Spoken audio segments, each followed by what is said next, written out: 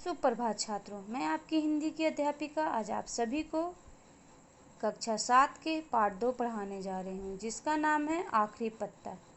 यह पाठ एक कहानी है जिसके आधार पर हम आखिरी पत्ता ओ हेनरी द्वारा लिखित एक अंग्रेजी कहानी का हिंदी अनुवाद कर रहे हैं। इसका अंग्रेजी नाम द लास्ट लीफ है। यह एक लघु कथा है। ग्रीनविच गांव में रहने वाले लोगों के जीवन के बारे में यह कहानी प्रदर्शित करती है कि वहाँ का रहन सहन कैसा है, कैसे स्थान है आदि। तो आइए इस कहानी से हम लोग क्या क्या सीखेंगे, जैसे कि ज़रूरतमंदों की मदद हमें करनी चाहिए और हमें अपने अंदर अच्छे गुणों का विकास करना चाहिए। अब आइए आगे इस पाठ को हम लोग पढ़ते हैं और इस पाठ के द्वारा हम आगे की कहानी जानते हैं। वाशिंग शहर में एक छोटी सी बस्ती थी जिसमें बहुत सारे कलाकार रहते थे। इसी बस्ती में एक 3 मंजिली मकान में सबसे ऊपर सू तथा झांसी का स्टूडियो था। सू मेन राज्य की तथा झांसी कैलिफोर्निया की रहने वाली थी। एक दिन अचानक उन दोनों की मुलाकात एक होटल में हुई थी। उनकी कला से संबंधित बातें तथा अन्य रुचि बहुत मिलती जुलती थी। यह 2 शहरों की लड़कियों के मेल की कहानी है, जो कि 2 अलग अलग शहरों से थी और दोनों की मुलाकात एक होटल में होती है। दोनों कला से संबंधित थी और इस वजह से दोनों की जो रुचि थी बहुत मिलती थी। जल्द ही वे आपस में काफ़ी घुल मिल गईं, क्योंकि एक ही प्रवृत्ति के होने वाले लोगों में बहुत जल्दी ही मित्रता हो जाती है। उन दोनों ने मिलकर एक स्टूडियो खोल लिया।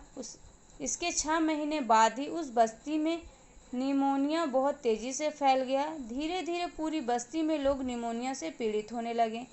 बस्ती के पश्चिमी क्षेत्र में इस निमोनिया का प्रकोप बहुत ज़्यादा हो गया था, यानी उस जगह पे निमोनिया कुछ ज़्यादा ही तेज़ी से फैल रही थी। बहुत सावधानियां बरतने के बावजूद झांसी भी निमोनिया की चपेट में आ गई।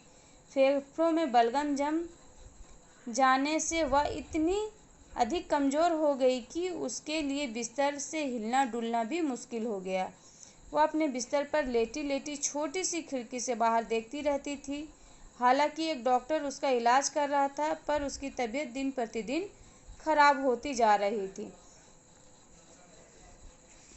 तो इस प्रकार बहुत ही सावधानी के बावजूद भी झांसी को निमोनिया हो गया और वो अपने कमरे में ही पड़ी रहती थी कमजोरी के कारण। उसके डॉक्टर इलाज कर रहे थे, मगर वो दिन प्रतिदिन और भी बिगड़ती जा रही थी। एक दिन सुबह डॉक्टर ने सू को बुलाकर कहा, झांसी की बचने की कोई आशा नहीं है। मैं यह इसलिए कह रहा हूँ क्योंकि बीमार होकर लोग इतने मायूस हो जाते हैं कि वे मौत के अलावा कुछ नहीं सोचते। एक दिन सुबह डॉक्टर सू को बुलाकर ये सब बातें इसलिए बताता है क्योंकि बीमारी में लोग अक्सर खुद को इतना असहाय और मजबूर महसूस करते हैं कि मौत के सिवा उनको और कुछ समझ में नहीं आता। उनके मन की स्थिति के कारण ही दवाइयों का भी असर उन पर बहुत कम होता है। इसलिए वो बोलते हैं, तुम्हारी सहेली के मन में भी यह बात बैठ गई है कि वह अब कभी ठीक नहीं हो सकती है और उसकी मृत्यु अब नज़दीक ही है। मैं अपनी तरफ से पूरा प्रयास करूँगा। तुम उससे तरह तरह की बातें करके उसका मनोबल बढ़ाने का प्रयास करो, क्योंकि इंसान तभी जल्दी ठीक हो पाता है जब उसके अंदर में ठीक होने की क्षमता होती है।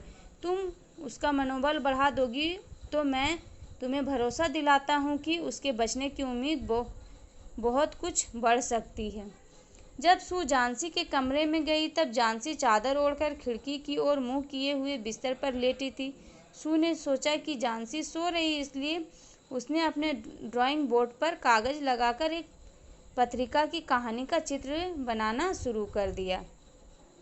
सू चित्र बनाने में मग्न थी। अचानक धीमी धीमी आवाज़ उसके कानों में पड़ गई। वह उठकर तेजी से झांसी के पलंग के पास गई तो उसने देखा कि झांसी लगातार खिड़की से बाहर देख रही है और उल्टी गिनती गिन रही है।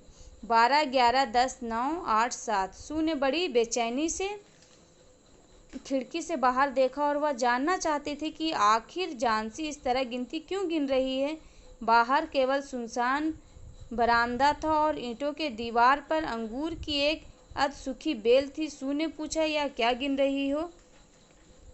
यह पाठ यहीं पे समाप्त होता है। इसका दूसरा अध्याय मैं सेकंड वीडियो में बनाऊंगी। धन्यवाद।